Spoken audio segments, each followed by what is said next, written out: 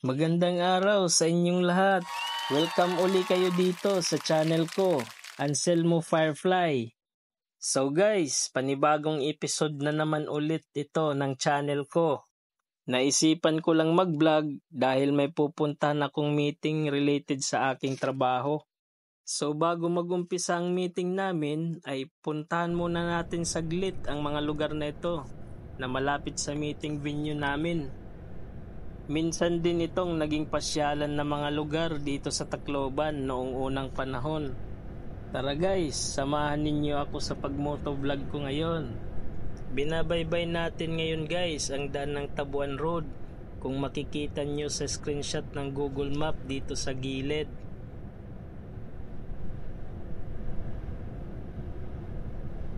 So dito naman guys, ang daan na binabaybay natin ay ang Kalanipawan Road. Medyo makulimlim ang langit ngayon. Hope sana hindi umulan para continuous ang pagtour ko sa inyo. Makikita nyo guys sa kaliwa, yan yung RTR Hospital dito sa Tacloban. Dito naman guys, pagdating ng crossing, yan ang Picas to San Jose DCR Airport Road.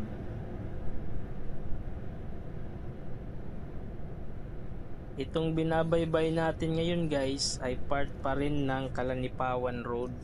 Mahaba talaga ang daan ng Kalanipawan Road kung makikita nyo sa Google Map dito sa gilid. Ayun pala guys, ang Tacloban Astrodome o Tacloban Convention Center. Puntahan natin yan guys sa mga susunod nating mga vlog. Binabaybay na natin ngayon guys ang Real Street. At bago pa man tayo guys makalayo sa ating biyahe ngayon, please paki-like naman po ang video na ito para ma-recommend sa YouTube algorithm. At sa mga baguhan pa lang dyan, please subscribe naman my YouTube channel. Salamat po sa inyong lahat. Yang nasa kaliwang establishment guys, kung makikita nyo, yan ang Leyte Electric Cooperative 2 or LIECO 2. Huwag nyo na lang pansinin guys na umaalog yung motor ko kasi alam nyo na, luma na yan. Bali guys, binabaybay pa din natin ang kahabaan ng Real Street Road. Yan pala guys ang Redemptorist Church ng Tacloban City. Ipinapakilala ko na lang guys ang mga pangalan ng daan dito. Para sa next vlog ko, alam nyo na kung ano ang pangalan ng kalsada ang dinadaanan natin. Dito naman natin guys makikita ang Santo Niño Shrine, pati ang People Center and Library Building. Pupuntahan natin yan guys sa mga susunod nating vlog. Considered din as historical places ang mga lugar na yun guys dito sa Tacloban. Itinayo iyon ng dating Pangulong Marcos para sa kanyang asawa na si Imelda Marcos. Marami pa palang historical places guys ang pwede kong may vlog sa inyo dito sa Tacloban. Para naman may konting impormasyon kayo na makuha regarding sa lugar namin dito. Okay talaga dito sa Tacloban guys kasi hindi pa gaanong matraffic. Di tulad sa ibang lugar masyado nang matraffic. Nakaka-stress talaga ang traffic, lalo na pag nagmamadali kang pumasok sa work mo at na-stuck ka sa traffic na yan. Aray kang traffic ka. Kaya nga guys, mas pinili ko ang mag-work dito sa probinsya kaysa dun sa malalaking syudad na yon. Tara na guys, samahan nyo pa ako dito sa aking pagbiyahe. Hope sana nag-i-enjoy kayo guys sa video ko ngayon. Binabaybay pa din natin guys ang Real Street. Sa may bandang kaliwa guys, makikita nyo ang Santo Niño Church.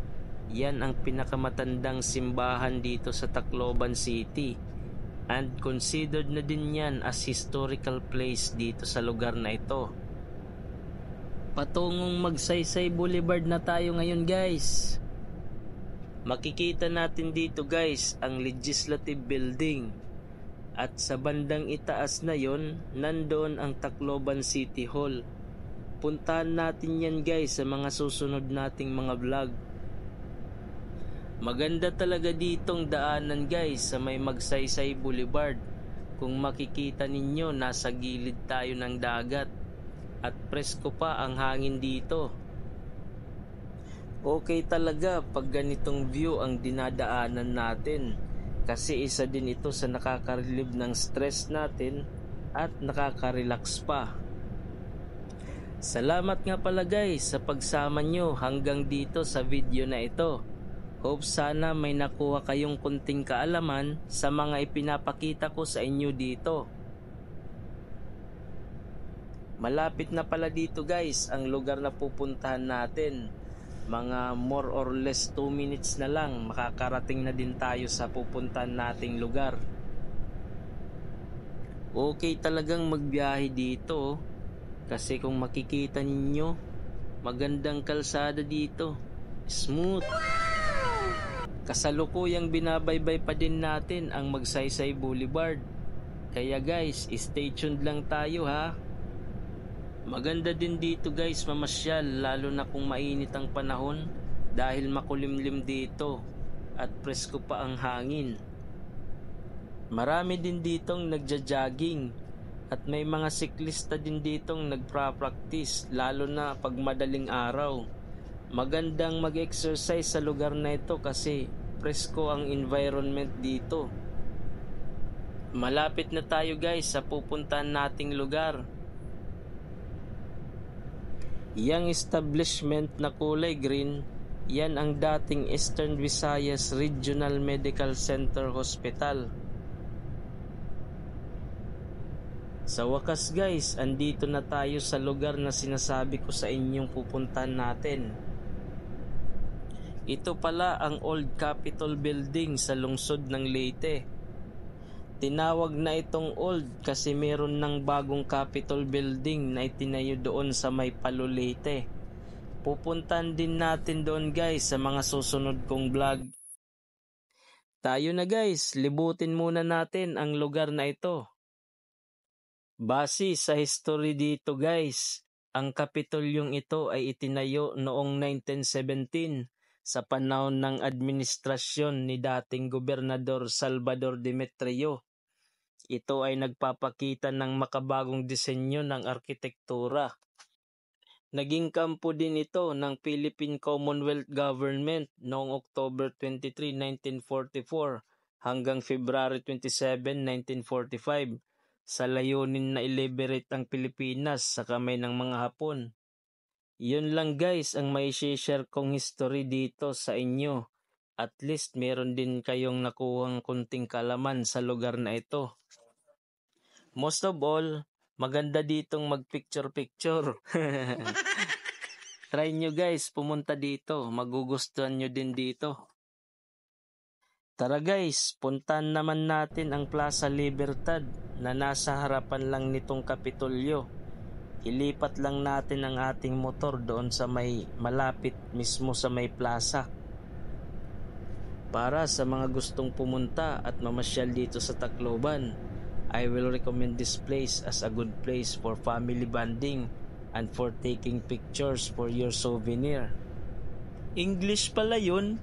Wala stick naman oh. Balik tayo guys sa vlog natin. Doon pala kami guys sa NCMB magmi-meeting. No need to discuss na kasi confidential yun regarding sa work ko. I-park muna natin ito guys dito. Ito naman guys ang Plaza Libertad ng Tacloban City. Dati na din itong naging pasyalan ng mga tao dito. Magandang mamasyal dito dati.